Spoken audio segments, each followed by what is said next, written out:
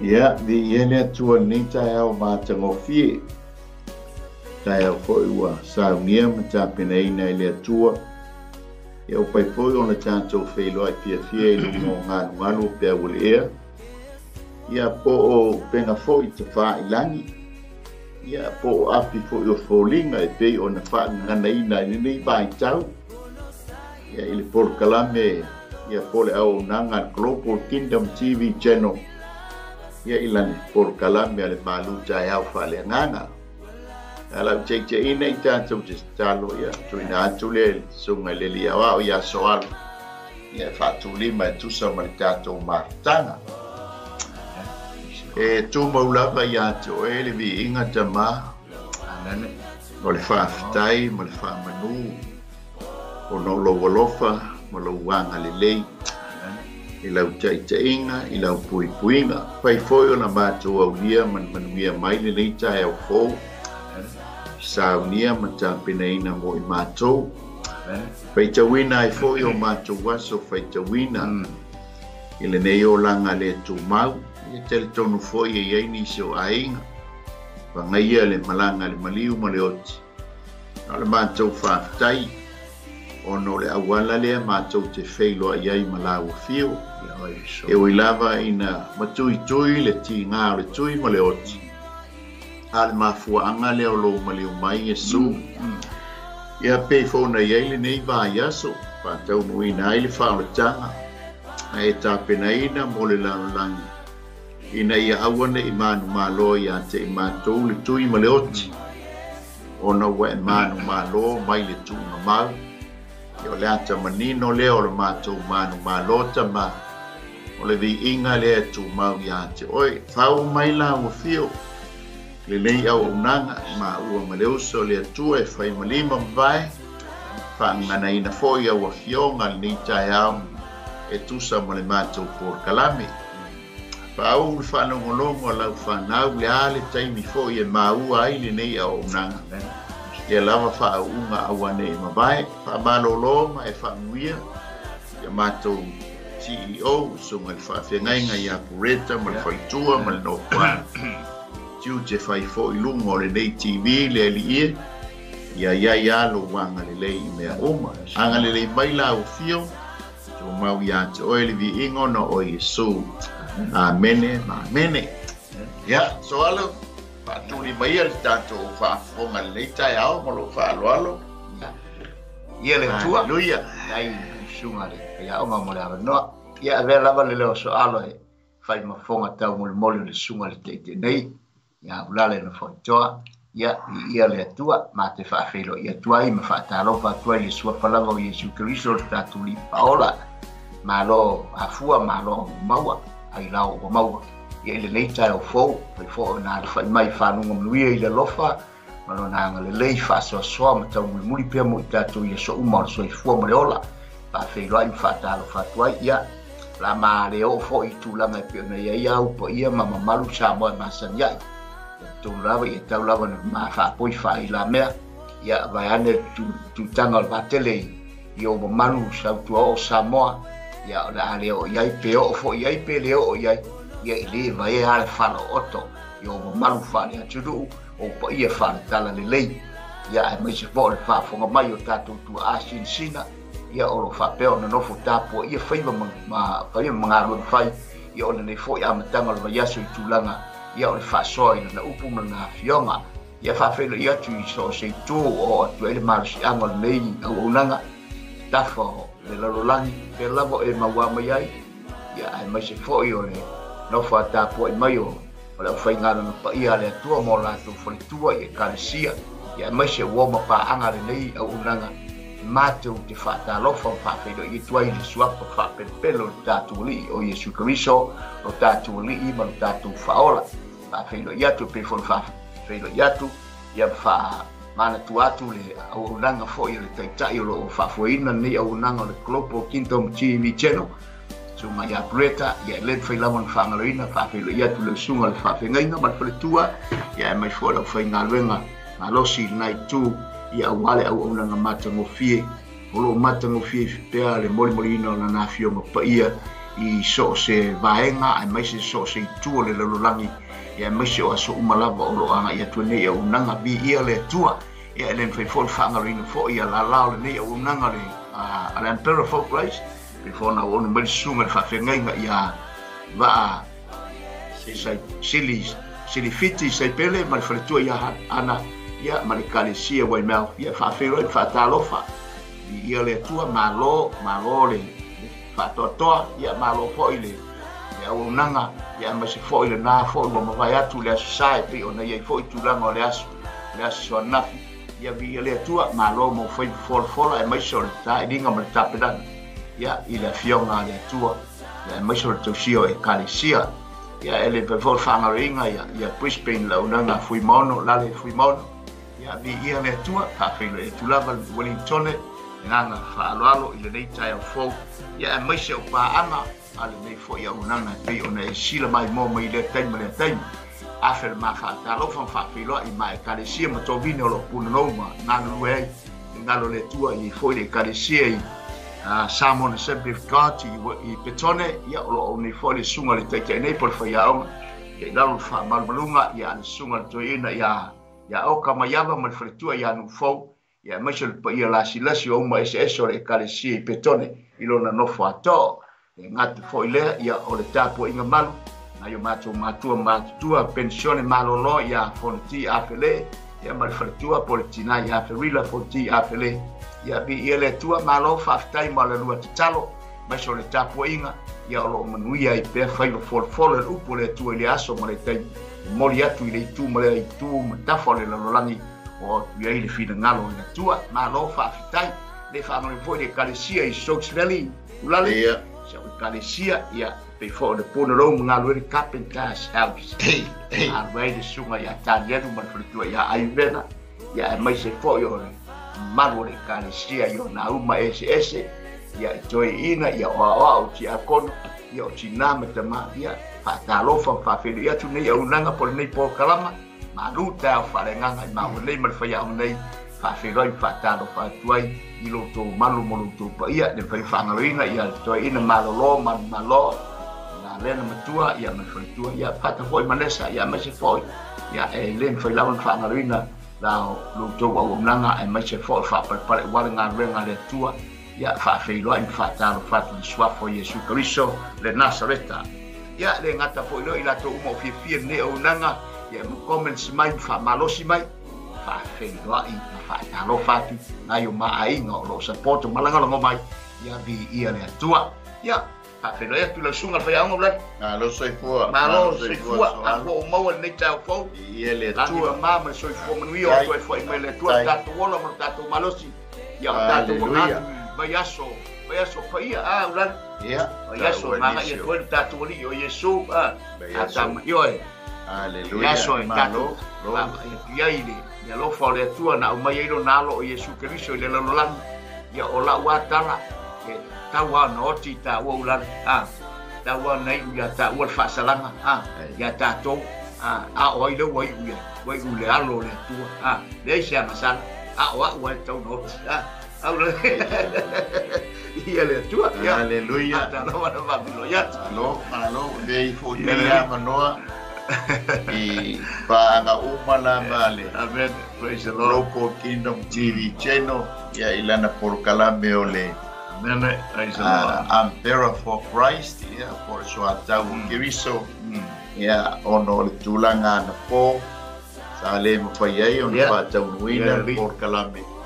Ya ono nisio fa fita uli le ma alofia ngoni la tonu sa e fa tali mai tu sa mal por kalame na po ya wale fa tau wina ya wa fiu fo I tau fa ya moni ya esa wale le upo ale apostolo Paulo ya Efeso ono tatu tawa ele tatu tele o tau matangata ya tawa ma le seli me o le bani monimo nga ngaleanga e fa le velade ia ai o le mafuanga lea e whaamalu watu wai talitonu ale mafofau ma le loto na e sa uniuni le lei mai ana po e whaatalitali por kalame ia o tūlanga le ma alfia whaamalu mai li tātou paanga i le ngata Global Kingdom TV channel ia mai se foi le Ampera for Price ia au na foi o tātou ngā lue whaitasi ia e le whaatamala au Wellington ia wale tusa ma tuangia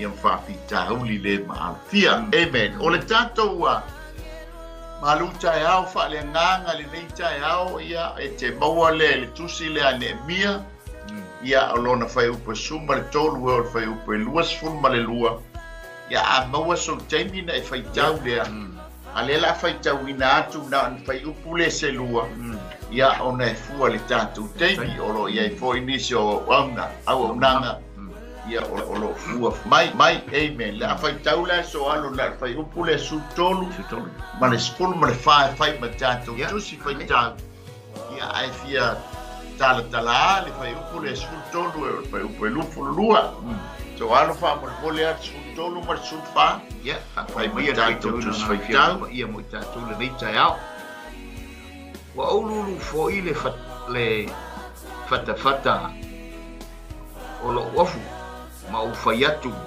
ia whapea ona luluina le tua tamata uma o e le whataunuina le nei upu ai lona fale malana ngā ruenga eu nene mpa mole ne mi e fa fai upo su toru o ne mi e fa ia sorry ia sorry ese la lulunga ia ese lulunga le ia ia su toru sorry ona autofia ilea i mea maulalo i tua o le pā ma mea mawalunga na autofia ia i lava le nuu i o lātou ainga ma lātou pelu ma o lātou tau ma lātou maufana o uwa aba ai ma tūlai ma fai atu i alii ma fai pule ma le nuu uma aua nei fefefe o tou ona o i lātou ia o tou mana tunatu i le lii sili ma le matautia ma ia o tou tau mo o tou so o tou atali o tou afine a o tou ava ma o tou fale ia mai le tua o i ele li famia mai le tua tu sa mal faitawina o la nacionga e foi nei a no ma futa mai le sunga il fa fengainga e por sunga foi faia onga mai le plu e simi sunga il fa fengainga ia le enga ia mal fatua Brasela enga fia le lei pa tele le ma futa mai tai foi tu te fai ia le li amen me se foi le buso ia ma silifiti le ma futa mai e manise uso ku fa fine ma tai ma futa mai le lei tai au e fia o se na pa talanga la titi la ia o mo le utato ia le lei ba yaso ia e fa mana tuina foi inisio o tali tonunga ia o le vai aso po ngā o le li ia e tali e whamanatu fo ia nisi mwhata ua ia o le vai aso pa ia o le vai aso fo nei e whamanatu e nisi o tali tonunga e whai eile lato anga pongi po le whaalaina i mea tau ano manu po manu fasi whato a tala i teino le lasfarele ia o lato foi le tali tonunga ma le a foi le lato foi le a moli mau e a tatou mata i le tala le tuspa ia ia molona whaatulanga ina wana pato a suia le atua le kalena le i le taimi au ese ai Israel mai o le kupito o le toe mala le toe le taimi le o le wha umatia o urumatua o le io ola i le aso wa whamaile atua ia Mose a vea a perila poro a vea ia a pipa ia poni sani na uto e fo ile no e fai maunua i masina ia te o tou o le tausanga o le kalena wha e pelu tuso le masina lona fitu le kalena wha e pelu anga tuai ai ina ua le atapena le atua i lona nu o le ade ese mo lona nu le alana fai mai loa. A vea le masina le lei o ni sani po a pipa. Mo se fai maunua I masina o le tausanga I ante o tau. Ele I whaataua tele le masina le lei o a pipa ile kalena e pelu tuai. Ai whato a whaataua ina e iai mea tāua po o tausaminga le mana o le atua. Ina ia whaamanatuina e lona no. Ia langa whai eile la tala, e te mawai o ele wha, ile e soto e sfululua. A ole e soto e sfultasi. Lenga whai atua ia le atua ia mose. Whai ile nuu, o le tama Israelu. Ia ole ile tama ai kupito, ile oloa, ma le ario, ma le mataua. Pa pena fo ile tina ai kupito. Alela utanga I whaatupu, le alofa I finangalo maloto tangata ai kupito. E alo lofa ai ia te oto. Ma foa ina ifo le lato a rio. O le aulo ma maataua uma. Tau te o ma o tau le bao. Iena vai le mana ia e whaatupu ina I le atua a le alofa. O le tele tonunga fo ile au tātou so anu. Ava peleta te alu tate sa ili ngā luenga. Ia mai sa ili ngā luenga. Tate tatalo ili atua. Alofangia ane loto mafina ngalo pule. Ina ia whaafai fie la ta interview li ne yaso. Ia maua ta ita le ngā luenga. Lenga lefa mai ta la tuspa ia. Na te tuina I tātou lunga. Ai le tuina I tātou lalo. Ono le fina ngalo lofa o le atua I anti tātou. Amen. Pi whapenala le tala. O le ngalue le nganga o le atua I loto mamanato tangata Israel o I tangata ai kupito. E foa ina mai ai le aurio ma le aulo. Nā tau te o I le vau mamalanga tua I kanana. Ale e soto la sfurulua. Le la tala mai ai pe e whaita wina. Pa meile o le tala. O le aso se fulu o a pipa. O le aso le te whai atu I tai po matai uma o le ainga ma le ainga. I alu e piki mai ta mai mamoe. Mai le anu no foi o ala e foi whai lato lafu mamoe. Lato lafu oti. Mali. Mai le matai. E alu e piki mai le ta mai mamoe. O le ta mai mamoe o le mamoe poa. O le mamoe e a foi. O le mamoe tasi lo na tausanga, o le mamoe e ato atoa o na lilei, e sa le mamoe mai soa. E sa foi le mamoe fafine, o le mamoe poa, o le mamoe tasi lo na tausanga, e toi lilei, mama tango fie. O le aso se fonu na e piki aile le a foia. Le mamoe, ona mai lola ia le atu I tonu lau mamoe I tonu o lo fali. Ma e tausi le leile mamoe. Mamoe lea. A o ola I le aso se fonu fa. Fato a fasi ai le mamoe le afiafi. E sa le saka. A ia. Pa bela I le afi. O le susunuina I le afi. Ona avifolo leo le toto le mamoe lea. Ia ona. Ninga I loa leo o la au whaalava o le whaititoa. E le ngato pōu le whaititoa, o la au whaalava o whaititoa. E le makwale malama ia mo se pole ale wingo le melea. Amen. Alleluia. Ale la ona o lele io o le taimi la so sfulu wha. O a pipa e tusa ma le polo inga. Ona o le tātou au tū le neitai au po le tātou malutai au. O le atua o folanga.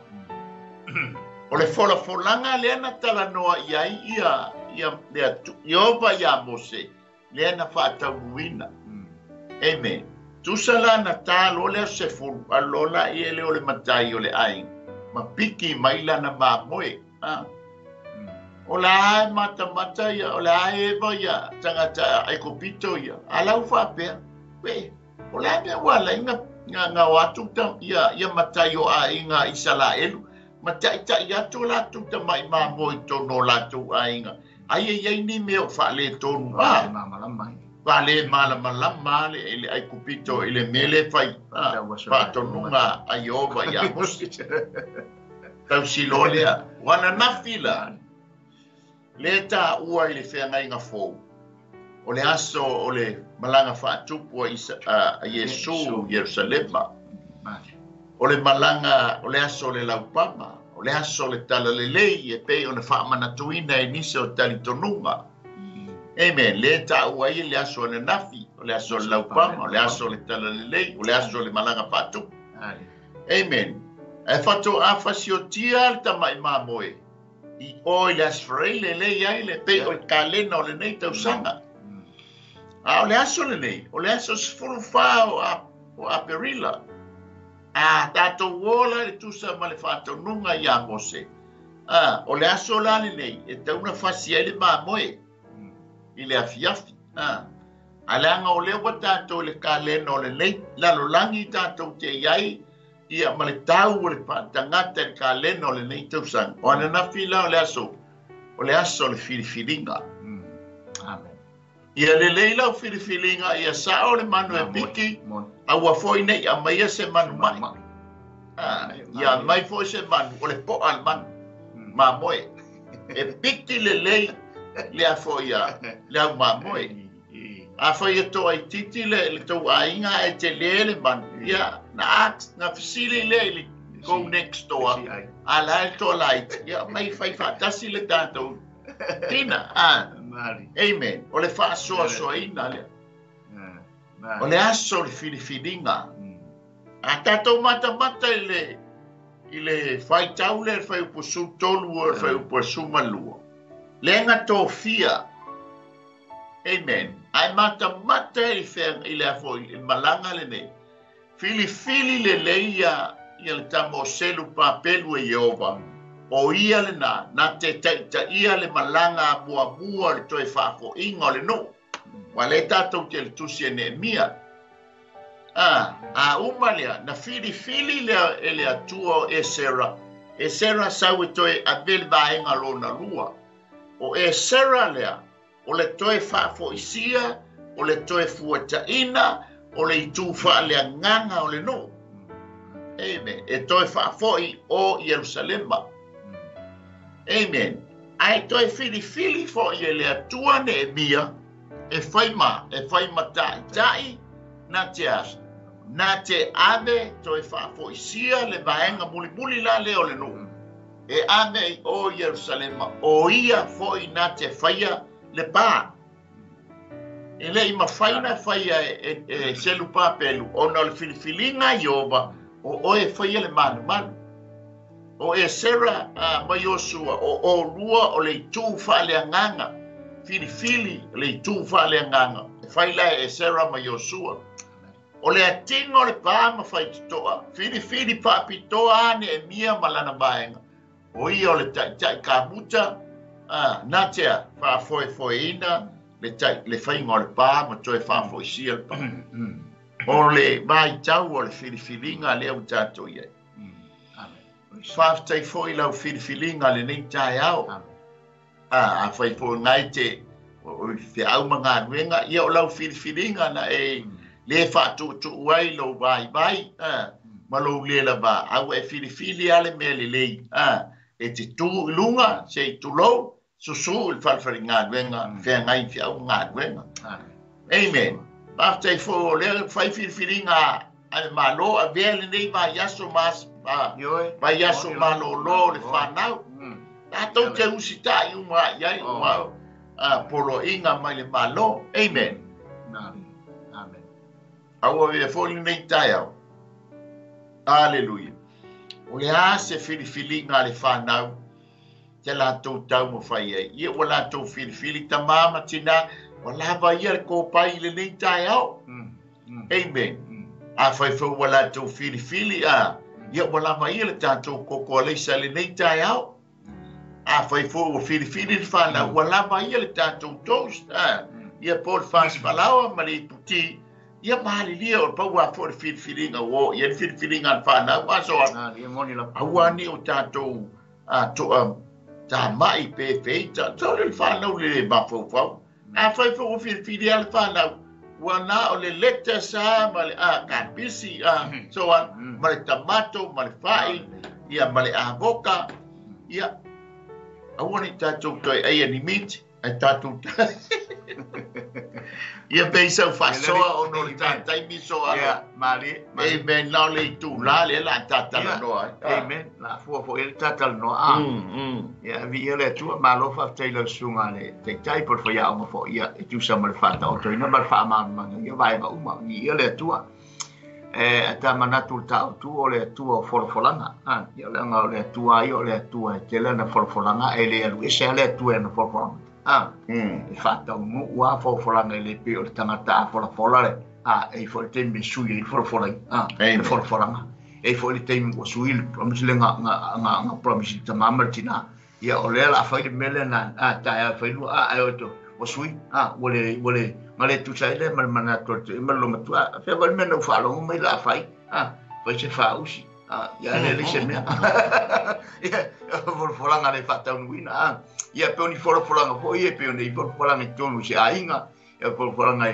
ia o tu tau sama ia maria ia tatu ainga anga wa sui a foi tau ti upu wa fai e ka vai forfolanga le na fai o le tu ala in ora me ale tu e não tem e le ma fai fata o tonga mal fata tianga mai ngo forfolanga por kala mal tatu tua ia langa ole tua na ia fola mo tatu le fa o tama mai le amatanga pe ona i fa fola le ia ta por kala mal ni cha mama la mal fa fonga anga sa mo tu sa ma por sanga la sunga te tai mana ia o forfolanga na mai amatanga le tatu baba i le tinga ina male mafiti tele o Israelu i le tapena penanga o le taulanga o le taulanga wale ainga ma me ia fai al tamai mamo ia ustai fo o le ustai le falongo mo le ustai pe fo na il mato fe awana nafi e ta ua tele mo le falongo listen and obey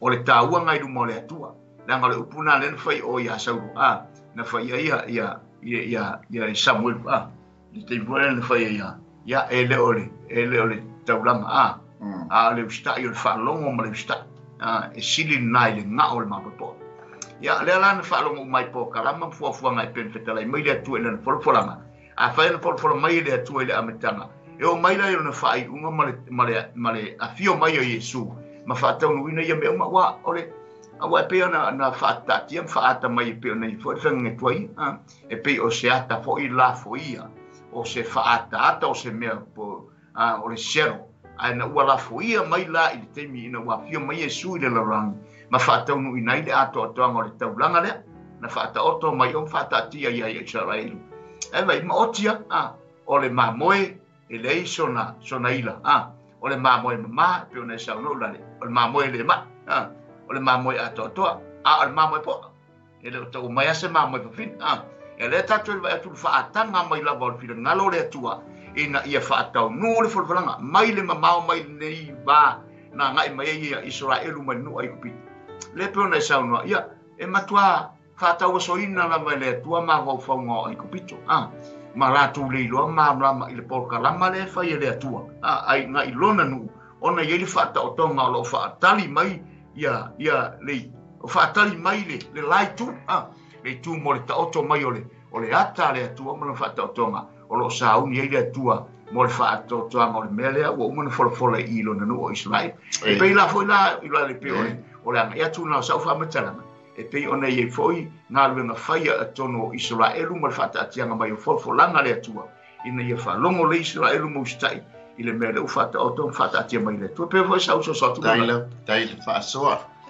pe la ona ia ile malanga fa tu po Israel ale ayo o ele a Yesu na nafi le fa manatuina o le talitonunga foi le nga lai ona filifili e tua le aso se fulu o apipa e fai ma aso e filifili ai le matai o le ainga e filifili ai le na mamoe ai peilo na fa manatuina na nafi ile nei foi tausanga o le aso se fulu foi o apipa na malanga fa tupu mai ai Yesu ke riso i tonu o Jerusalema Amen. O le peila na fuafua na batu lo le fa aso e paafanga fa'aoai lau mamoe i tono lou aiga ma tausi lelei ina ua afio Iesu i lana malaga fa'atupu i totonu o Ierusalema e fa fo'i aso na nofo leleia ia Iesu o i Petania e le'i toiloa o Ierusalema aisea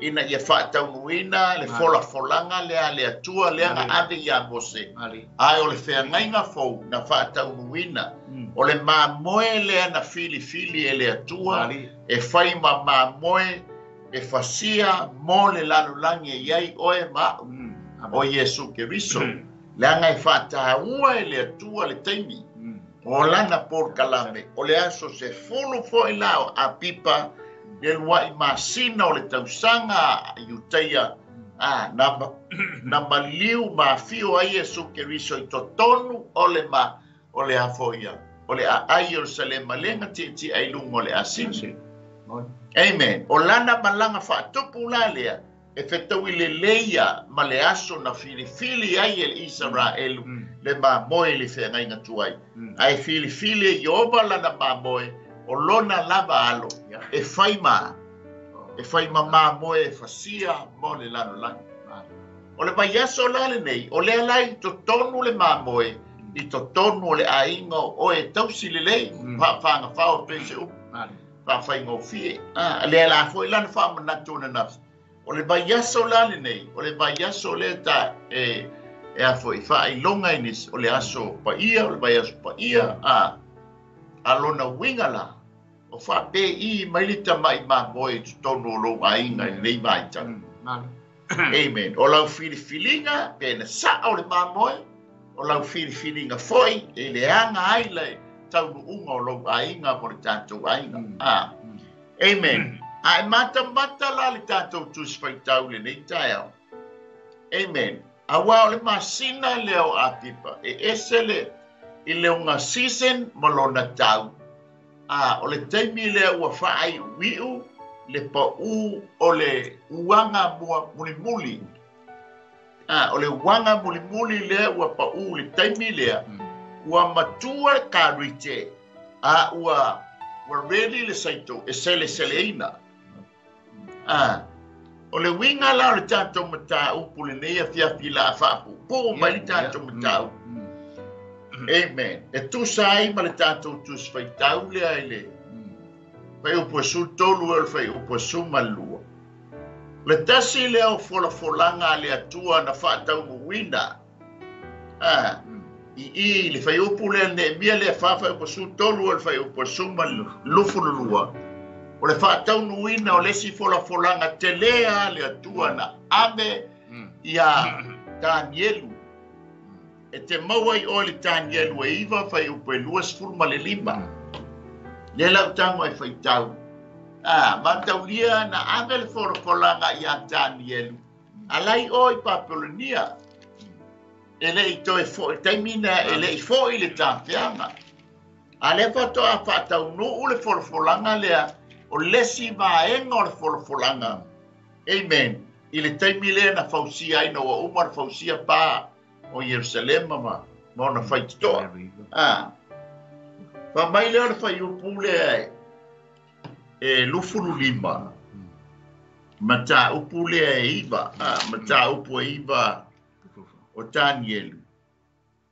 faiupu lea e 4 ma le faiupu e 4 wa atofaina vaiasa e 7 i lou nu'u ma lauga ai pa'ia e fa'auma ai le solitulafono ma fa'ai'u ai agasala e fai ai fo'i le togiola mo agasala ma fa'ao'oina mai ai le amiotonu e fa'amamau amen e fa'amau fa'ailogaina fo'i le fa'aliga ma le malo'aga e fa'auina ai fo'i le mea sili ona pa'ia ia iloa fo'i ma e manatunatu e afua mai le o atu le polo'iga lo faia Danielu lea ia toe faia ma ia atia'a i Ierusalema e o atu i le Mesia le ali'i e 7 vaiasa ma vaiasa e 4 ma le lua e toe whaia le ala tele ma le pā i ona pō lava o le pua ngā. Amen. E tā uala e nisi skola le whaswhaitau lea. O le toe fuata ina i taimi whaingatā. Nā ngai mata ia i le mingoi mai a ne mia malana au tau. Malana vahenga i le whainga o le pā. Mala. Wa mai le talantus pa ia por tātou tus whaitau lea. E tau le silima. Amen. Alanga luele silima le whawina o le pā. Amen. Praise the Lord. O nisi wa fita e fusi le lātou mea tau i le lātou suru ngā titi. Ai ngā lue i silima. O le taimi o le pōpua ngā, le anga le wo mai le au te e tau mawhai e tā ofi le ngā nuenga. Ai whainga tā le anga o le wholafolanga lea. Amen. O le wholafolanga la o le fitu se fulu mai a sa Danielu. Na a mata na abe le wholafolanga i a Danielu a oi Papulinia. Pa mai lea, o le ulua i taimina o atu ai po le taimina o atu ai le polo a inga, se i o ina toe fo i le tāwhianga. E fitu mai a sa. So longo wingo le taimina o ai le polo a inga i a Danielu, po le whaalinga i a Danielu. E tau mai nā le fitu mai a sa. Se i o le mai a sa lo na fitu i le taimi ina ua toe fo'i le tāwhianga. Amen. Ona toe a mata mai leo lisi a mai a sa. Toe whaita wina mai le si mai a sa. Ina ua uma na whau le pā lela whai mai e whai E toe whaia le ala tele ma le pā i o na pō o le pua ngā. O le whatau nung tonua i. Amen. Ma mai lea, ona whaita wina mai lea o le ono se fulu ma le lua vai a sa. O le teimi ina uma na whatau nuina le ngā ruenga muli lea a Nehemia malana vahenga. Se i o lea, se i o le teimi e whasiotia ai le Mesia. E ono se fulu ma le lua vai a sa. O le lawa tātou iai. Wa uma na whasiotia le Mesia. Amen. O le ala ai whai tango la tu whaatasi le fitu ma le ono sfulu ma le lua vai a sa Danielu. O na maua le o le ono sfulu ma le iwa vai a sa. Ai matau lia fo'i le taimi le ai na ua fo'i le tāwhianga. Ua wha atoa e fo'i lesi folanga. Na ave le atua i a Jeremia. E fitu se fulu tausanga. E wha tāwhia ai lo no. A umar fitu se fulu tausanga ona toe wha fo'i lea o lo nuu i lona lau ele ma Yerusalema i le mea tuu ai lo suafa o Iova le. Le lau wha tau nuu fo'i i lesi folanga Iova i a Jeremia le profeta. Amen. Le angai ese le fitu se fulu tausanga o le folanga na ave i a Jeremia. Ese le fitu se fulu vai a sa Danielu. Lea la tātou te iai. Ele i uma na whaatau nuina le folanga. Amen. Lea wa tātou iai. Langa o leu whasiotia le Mesia le lua awhe tausanga pea. Wa atoa iai le onos fulu ma le lua vai a sa. Taimi lena wa uma na mausia le pā ma le ala tele. Ma le fitu lenga mua. Onos fulu iba. Ona taofi lo leo taimi le folanga Iova. Amen. Praise the Lord. Amen. Lea la e taofi le taimi le folanga Iova. Mo lona nuu. Ai tatala mai ma whaatau nuina le si folanga Iova. O le whaau fale mai o le tangata unu ese i manuia o Israel. Lea la iai oai ma. Praise the Lord. E leo se mea whafuesei. O le mea sai le fina ngalo o le atua. Aua ne ngata i lona nuu o na manuia. Aia, ia whaasafua i le lalolangi atoa. E iai oe le tangata unu ese, e iai i mau. O le atua o folanga. Te le folanga Iova, mai le whenga inga tuai, se yo mai le whenga inga fōu, ua whātau muina. Ai ei si whoranga, e le whātau muina. Whātau muina e le whātau muina le whoranga. O le sitia o le kalesia. Le tala noa mai ei Paulo. Le kalesia i Korinito, ma le kalesia i Tesalonia. Ale la tātou te I, le awa tau nuu le ono suruiva, mai a sā Danielu e tusa mana wholanga. Tā ofi lo le teimia le atua, ono suruiva, ale la whaatali le apoia. A se whaur whale mai le nu ese, whaatu lai mai le kalesia, le anga pauleo le no fuanga, e tu whaatasi ai le iutaia ma le eleni, ina ia abea matino e tasi. Tala le altus pa ia. E leo se tapua inga, e leo se talitonunga ni lotu, ai ole e kalesia o e ua mamai ese. Amen. Aleluia. E tu fantasia i lefa mai Paulo iate, ya Efeso, tu fantasia le iutaia male eleni, ina ia vea matasi. No foi I, e fatalitali ai taime, taime le atua. E ande le kalesia, ai fato a fata unu wina le vai a sa tasio Daniel. Amen. E a mata tu kene se ono, se yo oil sorry, falinga e ono, se yo le falinga es furma le balu. O le fa ato anga na o le vai a sa Daniel le fola mai. E tusa ma le atua o fola. Ai o le taimile nei. O le taipi o lau whiriwhiringa ma la whiriwhiringa. Nanga e tālo le taimi e le atua. Nanga lewa mai Paulo le kale se kolnik. E uma le alofa. I ei le taimi e uma i le alofa tu no le atua. Le ala tātou te eva. I le lau whau malu pe o le tala. I le alofa tu noa o le tamai ma boe o Iesu Keriso. E umala le taimi o le alofa tu noa le tamai ma moe le na fasia. Amen. Ai olo le taimi wa uma. Ai tūlai mai loa le tamua le tamai ma moe.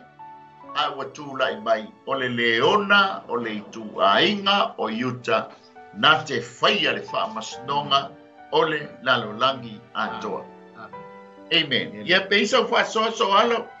Yo ono lea wa tātau ma whaia toso mai tonu tātou muta opu. Ia ono le tātou taimi.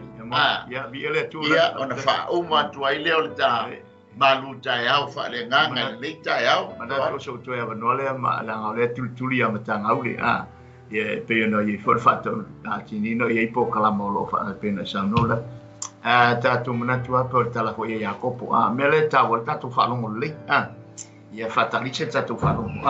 Tanga singise tau tala. So i e tātou te babel tātou ngana mele tala ia mele ngā mele ngā. Ale temi nei. Ia ma ati al tātou whalongo ma ia whalongo le tātou. Ina ia manino ia i tātou. Wa ila tā ofi temi. Pena sanola. La tā ofi le lei. Aisa. Pāptei le tua maua tātou au nonu ese en whanu tātou ugo tuel me lai whatali mai. E se lo ngā lai te whaolaina. Se lo ne talia Yesu le li o le ola. Tai lo lea. Ua whalero le langi ma le whaabau. Tēni nang whaatoanga o tau sanga le tau taratara tuari tektene. Lai tā ofi. Ofi le tua. Pāptei le tua. Le nā lofa mano nanga le ngata ngā. O le ngā runga tele ni saunia Yesu Kiriso tātou li whaola. Ina ua tawhal whini ngalo le tua saunia whaotanga mo ngau. Nei tau talatu mo I maua. Ai masi le lana. O Yesu Kiriso ai mo lalangi atoa. Ele ai use si Yesu ale ngā sata Yesu. Ari, ibale. Ai tau tātou wha. Tātou whasoa atu e pefo. Nei mea Israel. Whamali tulapono. Ale lava. Vai o tua oi. E whapena. Wete ai u. Se tulou sa mo ila wapoanga. Tau whasoa. Tau nganga ngau le atua mo I tātou na uwina mai elo na alo tau tasi. Ele ngaten fato file mo ile lalolangi ai mai wa fa poto mai ai se sa bala o le tele o le ngale fia mai Yesu ilo na mliutinga ta va ai fo ila tu sine tele nta fitano no taimi pula le pensano fa mai e ilo na limale na penga ala tamo sole ese le loto tangata ma le nau ta ingo tangata vai maule mena pe tele mai feani ngā rue ngā te aporo ma le fili ma le no tainga tano e uu a Yesu aua nei whamamurua whai lau ngā rue ngā ngalue o apua po ngā tatu te i tutongo ti ngā popo ngā ma le ngā rue ngā le atua ele ngā tatu i le lalo langi o whita o ti ngā maungaunga o ua aua nei whamamurua le ngai te vai le fili ele o toi moe le fili ulan taimi o lo iaiwa saualunga le fili ai mau al mena ilo lima lan mena ilo lima falo tanga Yesu awa nei la fai na wa lata mai mo mai fili e sa wa mo tato le la langi le dei e tato mo wal fa mo tal te mele tu fa atol fit su ta sanga lo fatal me mo tato la un tu tu le vi ele ele va ai ko ele tato tu sfaita le ma nei e fa mai ne mi o le tu ya Tafa o tangata e lia le pu. Ia vata ria ua masani le isala elu le leo le pu. Amen. O le leo fa tete. O le si e mia le leo. E longo fia la ta tangi lo le leo ua matua mia. Longo minga I lo le leo. O la tupe e e vai atu lola ne mia ua malosi mai le fili ili lole ma le pule e longo ai le afo le au tap le au fai ngā wenga langa o lewa mai e ngā lua le silima ai tau le silima amen ia o vai taimi neu tatu iai Hallelujah e fai atu e fali amen wale fia tau kelele me o wale fia tau hallelujah na fa nofo amen ya ai lang o lo filfilinga ai filfili ya te nofo ele ya te me ai filfili foi te tau mo yova tau mo yo ai fai fo we te filfili wa ya la vai le sanga lo mo ya langa o la le filfilinga so ele pule atuale por galame I la filfilinga amen le la fa mai ma la ya fa mai fa pule suma le ban o ena tia fo I watai to tasi ba fusi lana pelo amen I lona I tu malato watia le pa atia na yo utafa foi o le na ili le pu ai tele o le nga fia fa longo mai ya o tangata le li el pu le o ne mia ele tu ai nga leo e tatau na ili ele pu ele tai ya misi le fo ele il pu ia fa pena foi tanto waso ia mali ele tai me fa ia tu ele tai o le pule o le tala inga o le sili e mai ma tasil fa te ia fa longo atu le tai wa makuaso so o al fa ke e te tau mai e pe fa li le pu amen afa to ko ila le tai ia fa miale le lingo le pu tango foi le siri pu fa pu le lingo la pu amen o le o nga ma le taua pe la na tala no le fa longo ma le justa tato justa il tai le ngo tai uma me no o le to finga ma ya yo amen o le tu le tu ai le ia e taunga kekele I li pu le ngo le vai son e kelele me o le ngue le silima ale au fai ngalo ai tau le silima amen le la tu wa ma po le hatu ai nga le o le fa me ele tai e fa e kakangi ai le linga la nga pu amen le fa longo fo ia le no no ma tua usi le fa longo po le alteime excuse me po le alteime te tangi ai le leo le ma le nei mai tau so an wa ese a leo le pu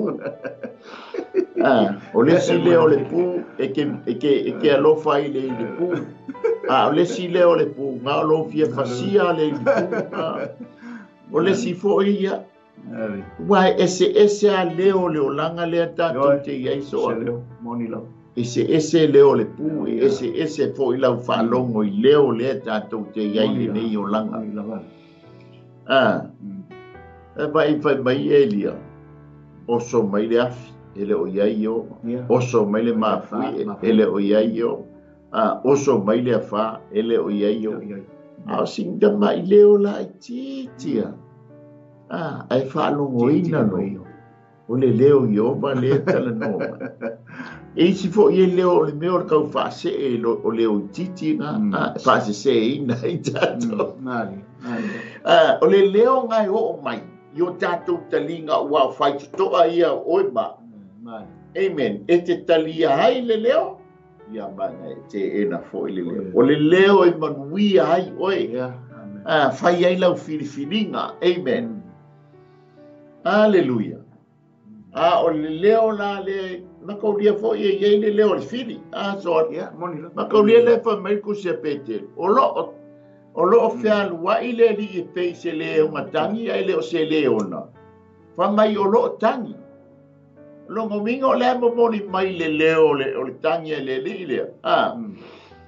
O le tangi o le sa il o le fia ai le leo. Ala fa mai e tangi su e se singa ti aina. Ba ye le tangi sa we fa o la ta wa sa we sei tu lo. Le tangi wo fia ai le leona. Ala tangi li onga via. Yo. You wale fa merkala kuspaia. Ile leo le leonga langa le leonga o ai se o le afefe. Le la sa ule li e kangi fa afefe tanto. Amen. Ai le o se leona o le tu a ingo yuta. La fia leon. La fia leon e pei ai le o io se leona. Hallelujah. Amen. Ai se ia foi le si aso. E fa se ina foi le si le tangi. Ale leo le leona. O le ri e pei se leona ai leo se leona. Ale manaia ia o folanga le tatou tala noa pe ona iai le tatou o tu o le tua o folanga. Amen. E le ngata na whaatau wina ai le whetsfulu tausanga o le tāwhianga lea o tama leo ne mia malana vaenga.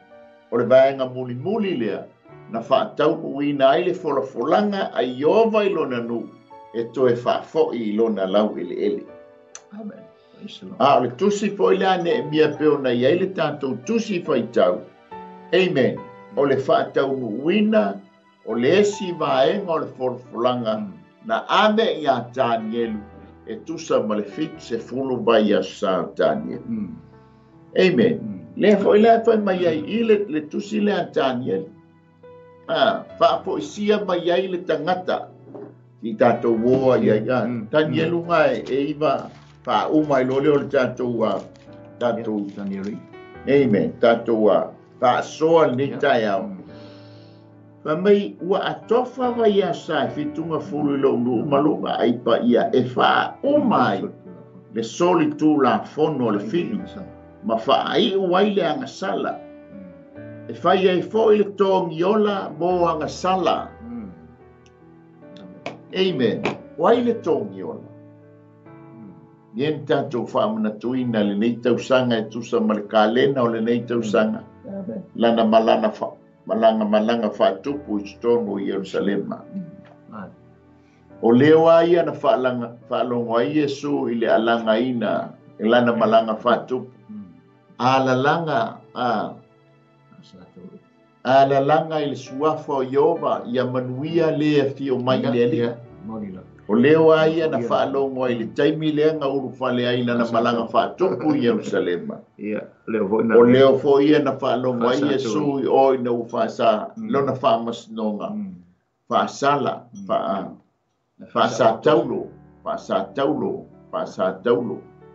O leo ale. Amen. Pei lao na maile tātou tusi whaitau le leo le pū le whanongolongo I eipo le atu ai ngā leo le la ilia ele ili pū.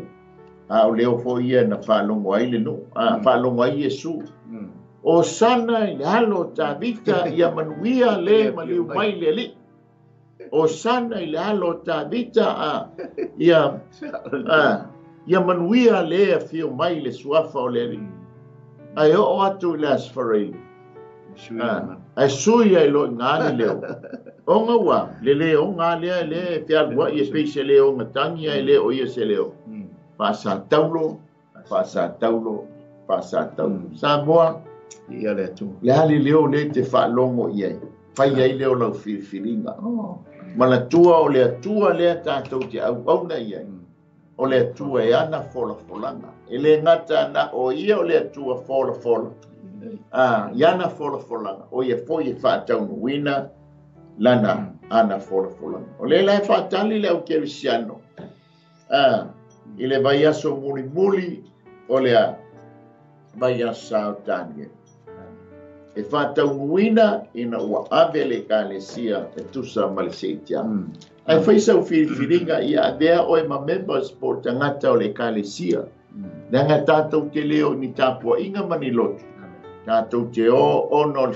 whiringa e vea Iesu Keriso e whai mali i ma whaola o le tātou sao whangalea i le ola e whaama Samoa i o le tātou maluta e au lea whalea nganga pe o le tau whai atu ai le Global Kingdom TV channel ia ilana por kalami o le maluta e au whalea nganga i le leita e au ia ono o lo ia i fo inisio au auna ia o lo fua mai ia inisio tai le la so mai ia a vea fo i le na au auna e whaamalia i nai fo i lo siu funga wai esi a fo i leo ia fo i ese le maa ua ili ngā pū li nitai ia so mai fo i lea ma lesi ili ngā pū ia so mai ai ma le tamo o fiwa lesi ia le tātou ata ia o le hinu ma le ai mai inu e mamao le ala ia to ili mai fo i lea ili tamaititi mai lunga le maunga ele maa nai o le maa napa o ngā luenga pe a o ma fiu so mai isi ma uauna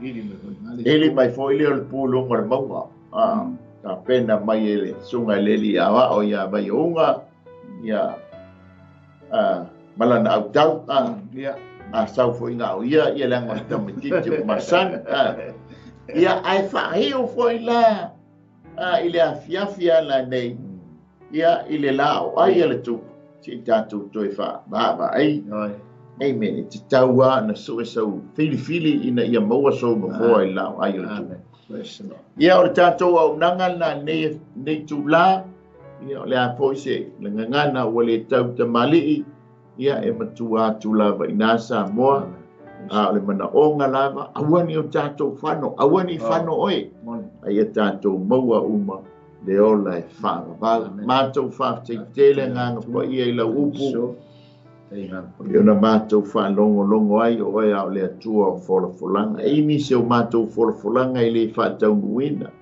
A o au a wholafolanga e te sau noa iai ma e malele iai o mātou atua. E te whatau muina lava mea uma au alo mātou lelei. Ina ia awana i whano i mātou. Ai a mātou maua le ola e whaama. Whamuia e whaafonga anga lo watono. Fuafuanga whaifoi o le nei aso anga le lei nau pui ngā malau leo leonga tama. Whapea fo i mā ua le nei tai au anga le lei lau au na ia maik man whatua man no tuana. O i usa au na lo mātou ngā lue fantasi le nei au nanga. Tu mau ia te oe le bi inga. Mātou mau au whaamunianga o na oi Yesu. Amene. Amene. Ia, ia le atua toi whaafte atu tātou sponsors. Whaafte tele ale tō pito la au. Ia mai ua nei mai Wellingtone. Ia mā te whaape atu. Manuia fuafuanga o nei aso. Ia tō whaasai fua ono Yesu. Amen.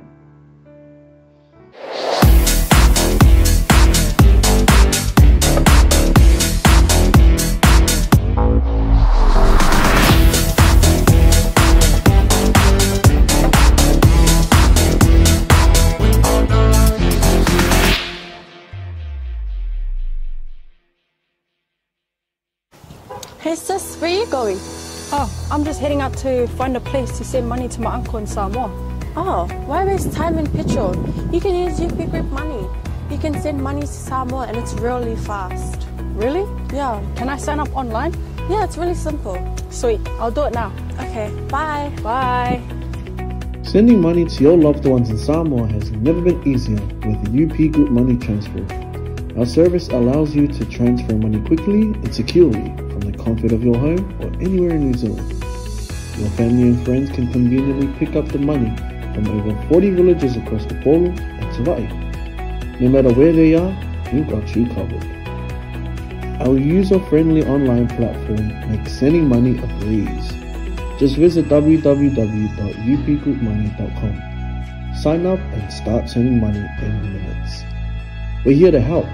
If you have any questions or need assistance with signing up or sending money, please don't hesitate to contact our friendly support team at 09558 2896 or 0800 877 328, or visit us in the office at 6/22 Station Road, Otahuhu, Auckland 1062.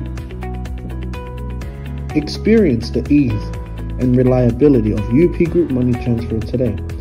Your family and friends in Samoa are just a few clicks away from receiving your support. Visit www.upgroupmoney.com now to get started.